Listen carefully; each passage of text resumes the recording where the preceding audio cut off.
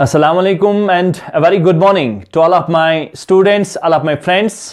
Hope अल्लाह मियाँ के फजल करम से आप सब बखैर वाफियत होंगे। आज चूंकि हम डिस्कस कर रहे हैं सेमीकंडक्टर फिजिक्स को और उसी का एक इंपॉर्टेंट टॉपिक हम लेके आए हैं, that is known as Zener diode, special purpose diode, जो हम आज डिस्कस करेंगे और बहुत इंपॉर्टेंस है इसका और बहुत एक्सपेक्टेड है कि इसको आपके बोर्ड एग्जाम में पूछा जाएगा। ठीक है, तो आप मेरे साथ बने रहिए मेरी यूट्यूब चैनल इंजीनियर फैसल गुलजार पे।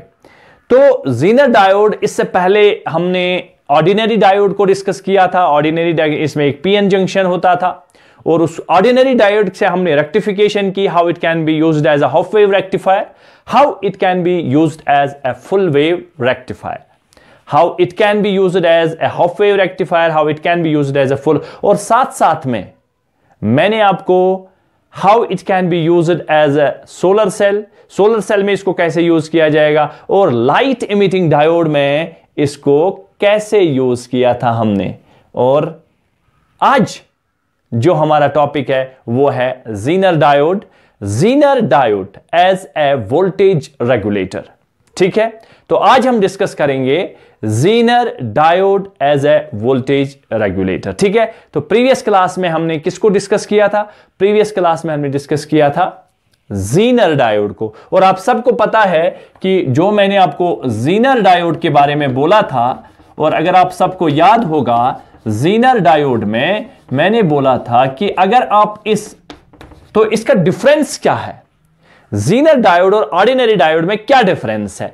तो ज़ीनर डायोड में मैंने बोला था ज़ीनर डायोड को हम लास्ट में यहां पर एक जड़ का शेप देते हैं ऐसे करके, और इलेक्ट्रिक पॉजिटिव नेगेटिव इसको हमेशा हम रिवर्स बायस में जोड़ते हैं, और रिवर्स बायस में जोड़ेंगे तभी हमारा काम निकल जाता है जो हमें इस ज़ीनर डायोड से निकलवाना होता है। ठीक है, तो Zener diode can be used in reverse bias, यानी इसकी बायसिंग जो हम करते हैं प्यारे दोस्तों वो हम रिवर्स बायसिंग करते हैं। ठीक है, तो मैंने बोला था कि बेसिकली अगर आप यहां से हम कितना भी करंट चलाएंगे, अगर हम इसके थ्रू रिवर्स बायस में कितना भी करंट चलाएंगे तो इसकी वोल्टेज में, जिसको आप ज़ीनर वोल्टेज जानते हैं, प्रीवियस क्लास में मैंने बोला था उस वाली वोल्टेज को बोलते हैं ज़ीनर voltage.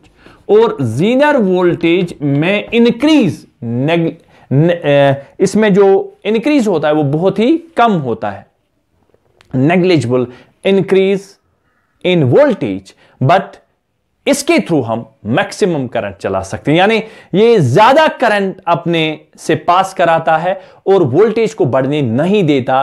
That is why it can be used as a voltage regulator. So Zener diode can be used as voltage regulator. This is very important question for examination point of view, that how Zener diode can be used as voltage regulator. तो इसी को हम discuss करेंगे। ठीक है, तो ऊपर heading बनाइए Zener diode as a voltage regulator. Zener diode as voltage regulator. Voltage regulator यानी वोल्टेज नहीं बढ़नी चाहिए, रेगुलेट करनी चाहिए एक जगह पर, उसको बोलते हैं वोल्टेज रेगुलेटर। ठीक है, तो क्या करते हैं हम बेसिकली, अगर हमारे पास कोई भी सोर्स होता है, कोई भी सोर्स मतलब क्या, कोई भी वोल्टेज सोर्स अगर हमारे पास है, suppose we have a voltage source here,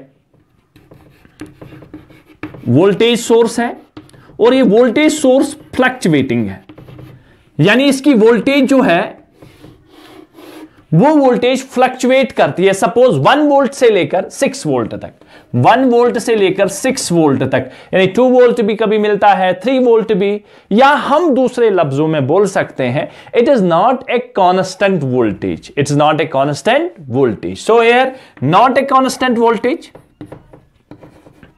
not a constant voltage. So यहां पर उसी चीज को हम बोलते हैं कि फ्लक्चुएटिंग वोल्टेज है। इसके साथ हम दो टर्मिनल अगर हम निकालेंगे, एक टर्मिनल ये है, एक टर्मिनल ये है, वोल्टेज सोर्स है जो कि फ्लक्चुएटिंग है, और साथ साथ में हमने यहां को इस वोल्टेज सोर्स से, मान लो हमें कोई लोड चलाना है, लोड कोई भी हो सकता है, लोड सपोज हमारे पास एक क्या बोलते हो इसको, एक लोड है, एक एलईडी है जो चलाना है हमें, एलईडी लाइट इमिटिंग डायोड, ठीक है, इसको हमें चलाना है, लोड कुछ भी हो सकता है। और वो जो लोड है ये हमारे पास वो मान लो वो लोड है हमारे पास जो कि मैक्सिमम 3 वोल्ट पर चलता है, यानी वर्क्स ऑन 3 वोल्ट, ये वर्क करता है 3 वोल्ट पर, वर्क्स ऑन 3 वोल्ट। यानी अगर इसको हम 3 वोल्ट से ज्यादा अगर हो जाएगी तो ये डिस्ट्रॉय होगा, it will be destroyed if, अगर यहां से कभी 3 वोल्ट से ज्यादा हो गया तो ये डिस्ट्रॉय हो जाएगा। अब हमने इसको कनेक्ट किया, यहां से एक रजिस्टर लगाया और रजिस्टर के सहारे इसको हमने कनेक्ट किया, ये हमने इसको कनेक्ट किया। अब क्या होगा, अब देखिए जो हमारे पास एक फ्लक्चुएटिंग वोल्टेज सोर्स है जो कि हमें वोल्टेज 0 से 6 बना के देता है, 0 से लेकर 3 तक तो ठीक है, लेकिन जब इसका 5, 6 तो ये क्या होगा, ये डिस्ट्रॉय हो जाएगा। In order to overcome this problem, how we can control this, how we can overcome this problem, in order to overcome this problem, in order to overcome this problem, देखिए अगर हम चाहते हैं कि ये जो हमारे पास लोड है, ये जो हमारे पास एलईडी है, ये डिस्ट्रॉय नहीं होना चाहिए, ये जलना नहीं चाहिए, तो हम क्या करेंगे, तो यहां पर हमारे काम में आता है डियर स्टूडेंट्स हमारा Zener diode, by special purpose diode that is known as Zener diode. अब हम देखेंगे अगर हम ज़ीनर डायोड कनेक्ट करेंगे तो क्या वाकई ये इस मैक्सिमम वोल्टेज को कैसे कोप अप करेगा, तो ये हमारे एलईडी को डिस्ट्रॉय होने से कैसे बचाएगा। तो if capacity is increase more than 3 अगर हम कैपेसिटी को इंक्रीज करेंगे, अगर हम 3 वोल्ट से ज्यादा कैपेसिटी को इंक्रीज करेंगे तो हमारा ये जो है, ये हमारा लोड है, ये लोड जलना नहीं चाहिए, ठीक है। अब हम देखेंगे हम क्या करेंगे, अब ध्यान से देखिए हम कैसे कनेक्ट करेंगे। अब मैं इसी पर आपको दिखाऊंगा कि हम कैसे कनेक्ट करेंगे ज़ीनर डायोड को ताकि हमारी प्रॉब्लम सॉल्व हो जाए। तो प्रॉब्लम क्या है कि हमारे पास जो फ्लक्चुएटिंग वोल्टेज सोर्स है और यहां से बिल्कुल वही चीज हम करेंगे, हम एक रजिस्टर को लगाएंगे, इसको बोलते हैं लिमिटिंग रजिस्टर, वो हम बाद में आते हैं, ठीक है। और यहां पर हमारा एक लोड है, वो लोड मान लो ऐसे है, ये हमारे पास एक लोड है,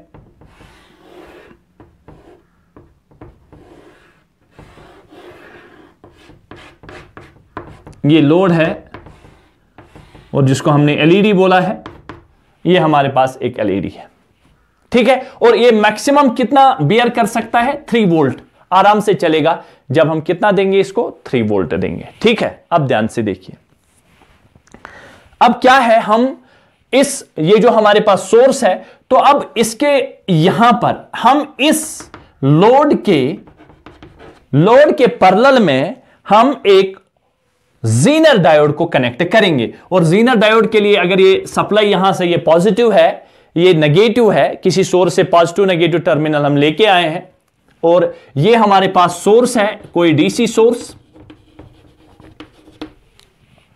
ठीक है बच्चे। तो अब ध्यान से देखिए कि अब हम इसको हम कनेक्ट करेंगे इसके साथ एक ज़ीनर डायोड। ध्यान से देखिए, ये इंपॉर्टेंट चीज है, हम इसके साथ एक ज़ीनर डायोड कनेक्ट करेंगे। और आप सबको पता है ज़ीनर डायोड जो है उसको हम इसके साथ पैरेलल में कनेक्ट करते हैं, और ज़ीनर डायोड का यहां पर एक जड़ बनता है, ये ऐसे। अब ध्यान से देखिए, पैरेलल में कनेक्ट करना है, इसके पैरेलल में, और उसके बाद में अगर आप पैरेलल में कनेक्ट करते हो, और ये कनेक्ट होना चाहिए रिवर्स बायस में। किस बायस में, शाबाश, किस बायस में, रिवर्स बायस में। तो रिवर्स बायस में इसका मतलब ये माइनस यहां और ये प्लस यहां, ऐसे रिवर्स बायस में ये कनेक्ट होना चाहिए, राइट। इसको नोट करो। अगर आपको ज़ीनर डायोड के बारे में अगर आपको कैरेक्टरिस्टिक याद होंगी, मैं आपको फिर से रिमाइंड कराने की कोशिश करता हूं। ये मेरे पास रिवर्स करंट है, ये मेरे पास रिवर्स, ये मेरे पास वोल्टेज है, रिवर्स बायसिंग में कनेक्ट है ना, तो आप याद करिए, देखिए जितना जितना मैं पहले पहले वोल्टेज बढ़ाता हूं तो रिवर्स बायस में करंट नेग्लिजिबल यानी ना के बराबर हमारे पास वोल्टेज बढ़ाने से करंट उतनी ज्यादा नहीं बढ़ती है। लेकिन एक टाइम ऐसा आ जाता है, इलेक्ट्रिक फील्ड जब एटम्स को अटैक करता है, वहां से इलेक्ट्रॉन होल पेयर अलग अलग हो जाते हैं, तो एक एवलांच मैंने जिसको बोला था, एवलांच याद रखिए, उसको एवलांच बोला था। तो क्या होता है, तो एक टाइम ऐसा आता है जब एब्रप्ट बहुत ज्यादा करंट इंक्रीज होती है। अब जितना भी आप वोल्टेज बढ़ाओ करंट बहुत ज्यादा बढ़ेगी, लेकिन वोल्टेज नेग्लिजिबल बढ़ेगी, यानी इस वाली वोल्टेज को उस टाइम हम बोलते हैं जीनर वोल्टेज। ये मैंने पिछले क्लास में आप सबको बोला था, उसको हम बोलते हैं कौन सी वोल्टेज, जीनर वोल्टेज। और जीनर वोल्टेज के बाद एक करंट बहुत ज्यादा इंक्रीज हो जाती है और वोल्टेज नहीं बढ़ती। और ये जो इंपॉर्टेंट चीज है, करंट का बढ़ना लेकिन वोल्टेज नेग्लिजिबल, वोल्टेज ना बढ़ना वही तो हमें चाहिए। वोल्टेज करंट अपने आसपास जाने देता है आराम से, लेकिन वोल्टेज नहीं बढ़ती, तो हम इसको वोल्टेज रेगुलेट यहां पर कर सकते हैं और इसको जीनर वोल्टेज बोलते हैं और उसको हम VZ से रिप्रेजेंट करते हैं। ये इंपॉर्टेंट चीज है रिगार्डिंग जीनर डायोड जो हमने प्रीवियस क्लास में डिस्कस किया था। ठीक है, क्या डिस्कस किया था कि इसमें जब रिवर्स बायस में वोल्टेज देते हैं तो पहले ना के बराबर नेग्लिजिबल करंट चलती है, और एक टाइम ऐसा आ जाता है जब करंट बहुत ज्यादा इंक्रीज होती है और उसके बाद में वोल्टेज नहीं बढ़ती, नेग्लिजिबल वोल्टेज बढ़ती है, और उसको हम जीनर वोल्टेज बढ़ते हैं। और ये आपको याद रखना पड़ेगा। अब ध्यान से देखिए, अब क्या होता है, यहां पर हम इसके दो केस लेते हैं और ब्रेक डाउन कब आता है, जीनर वोल्टेज पर इसका हमारे पास ब्रेक डाउन आता है जीनर वोल्टेज पर। ठीक है, और यहां पर जो ये रेजिस्टेंस लगा है इसको लिमिटिंग रेजिस्टर भी बोलते हैं, लिमिटिंग रेजिस्टर। अब ध्यान से देखिए, अब यहां से इसकी इंपॉर्टेंट चीज देखिए, इसको रिवर्स बायस में हमने कनेक्ट किया है। अब पहले अगर हम बोलेंगे कि जब यहां से वोल्टेज आती है, वोल्टेज जब आती है लेस देन 3 वोल्ट,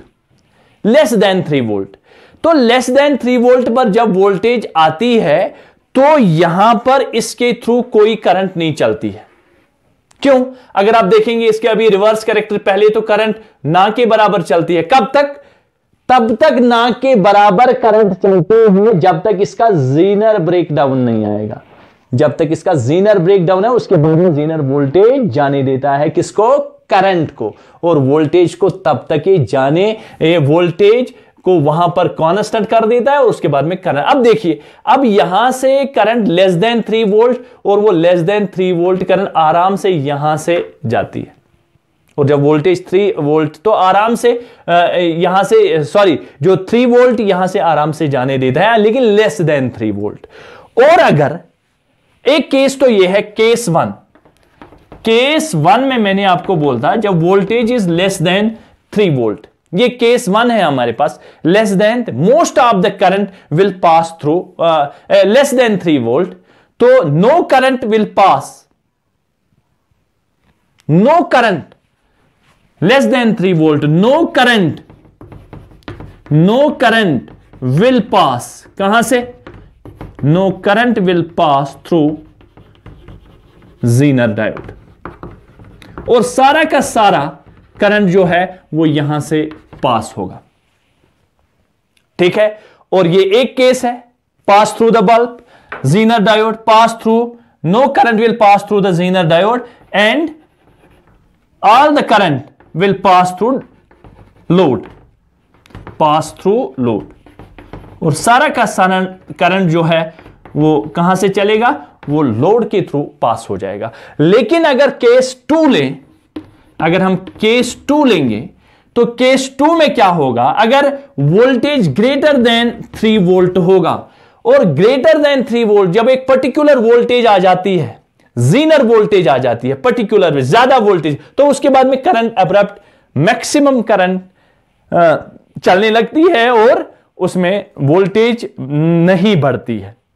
तो जब यह केस आता है तब क्या होता है, जब एक पर्टिकुलर केस आता है, जीनर वोल्टेज वाला केस आता है, तो सारी की सारी करंट जो है वो करंट यहां से जीनर डायोड के थ्रू, और जब करंट जीनर डायोड के थ्रू पास हो जाती है तो ये यहां पर बचता है, ये यहां से जाने मैक्सिमम करंट यहां से, और ये वोल्टेज को बढ़ने नहीं देता है, क्योंकि हमें पता है जो इसमें अभी मैं बोलूंगा रजिस्टर के थ्रू, तो V is equal to I R जो है, अब यहां पर क्या होता है मैक्सिमम करंट और यहां पर वोल्टेज ड्रॉप हो जाता है। देखिए तो यहां पर V is greater than 3 volt जब आता है तो no current will pass through यहां पर, तो यहां पर क्या होता था कि most of current will pass through Zener diode, most of current will pass through zener diode. Most of the current will pass through zener diode, और वोल्टेज को ये बढ़ने नहीं देगा, जीनर डायोड के थ्रू ये आ जाएगा। ठीक है, अब देखिए होता क्या है, मान लो अगर यहां से 6 वोल्ट आता है तो यहां पर ये रजिस्टर जो लगा है, और हमें पता है V is equal to I R होता है, तो ये यहां पर ड्रॉप कितना करता है, ये यहां पर ड्रॉप देता है 3 वोल्ट का, और यहां से आराम से ये बच जाता है हमारे पास। और मान लो अगर यहां पर 5 वोल्ट जाता है तो ये यहां पर 2 कर देता है ड्रॉप और 3 को जाने देता है, और यहां से ऑटोमेटिकली जो है वोल्टेज पोटेंशियल ड्रॉप ऐसे लग जाता है, और ये काम जो है ये रजिस्टर कर देता है। तो कैसे कितना जाने देना है, कितना जाने नहीं देना है, तो ये यहां पर एक लिमिटिंग रजिस्टर लगा होता है। तो हमने यहां पर कंक्लूड क्या किया, हमने कंक्लूड किया जब ज्यादा वोल्टेज आती है तो यहां करंट इसके थ्रू चली जाती है, करंट इसके थ्रू ज्यादा करंट डालते और वोल्टेज बढ़ने नहीं देते, क्योंकि ये कैरेक्टरिस्टिक है जीनर डायोड। और इस तरह से हम जीनर डायोड को एज ए वोल्टेज रेगुलेटर काम कराते हैं। लेकिन आपको ऐसे नहीं बनाना है। देखिए हमें जब zener diode as a voltage regulator काम कराना होगा, वोल्टेज रेगुलेटर काम कराना होगा, तो कंक्लूड क्या किया, कंक्लूड बस इतना किया कि जब वोल्टेज बिलो एक लिमिट आती है तो सारी की सारी जो करंट है वो कहां से जाती है, वो बल्ब के थ्रू जाती है, और जब ज्यादा वोल्टेज आ जाती है तो सारी की सारी करंट जो बियर है वो करंट बियर करता है कौन, जीनर डायोड, और वहां से एक ड्रॉप मिल जाता है रजिस्टर के थ्रू, वो ऑटोमेटिकली इसको लिमिटिंग रजिस्टर लिमिट कर देता है। तो कैसे बनाते हैं हम इसको, देखिए हमारे पास पहले एक सप्लाई होती थी, ये पॉजिटिव ये नेगेटिव, एक फ्लक्चुएटिंग सप्लाई वोल्टेज ऐसे पॉजिटिव नेगेटिव के साथ, और इसको हम बोलते हैं वोल्टेज सोर्स। ये हमारे पास एक फ्लक्चुएटिंग वोल्टेज सोर्स है, और फ्लक्चुएटिंग वोल्टेज सोर्स में यहां पर हम एक रजिस्टर कनेक्ट कराते हैं, ऐसे करके एक रजिस्टर कराते हैं, इसको बोलते हैं RL लिमिटिंग रजिस्टर। ठीक है, और यहां से नेगेटिव से भी एक, अब देखिए जीनर डायोड जो है, जीनर डायोड को हमने यहां से कनेक्ट किया है, और किस बायसिंग में, रिवर्स बायसिंग में हमने इसको कनेक्ट किया है, ऐसे करके ये माइनस ये प्लस, इस तरह से कनेक्ट किया है, और साथ साथ में यहां पर इसके साथ हमने लोड कनेक्ट किया है ऐसे, और अभी जो हमने बल्ब दिखाया था, अब आप कोई भी लोड इसके थ्रू ऐसे, ये हमारे पास लोड है। इस तरह से आपको ये डायग्राम बनानी है जब इसको एग्जामिनेशन में बनाओगे, how it can be used as a voltage regulator, right. तो यहां से जब एक मैक्सिमम जब करंट वोल्टेज कम आएगी, सारी की सारी करंट लोड के थ्रू जाएगी, और जब मैक्सिमम आएगी, ज्यादा वोल्टेज आएगी, तो ये करंट सबसे मैक्सिमम करंट चलाएगा, और यहां के थ्रू यहां क्या इसको एक ड्रॉप मिलेगा, V is equal to IR voltage का ड्रॉप मिलेगा, और अकॉर्डिंगली ये चेंज कर देता है। तो in this way we can use zener diode as a voltage regulator. Hope इंशाल्लाह आप सबको ये लेक्चर अच्छे से समझ में आया होगा। कोई भी प्रॉब्लम हो आप मुझे बोल सकते हैं, कमेंट कर सकते हैं, या डायरेक्ट मुझे आप कांटेक्ट कर सकते हैं। Have a nice day.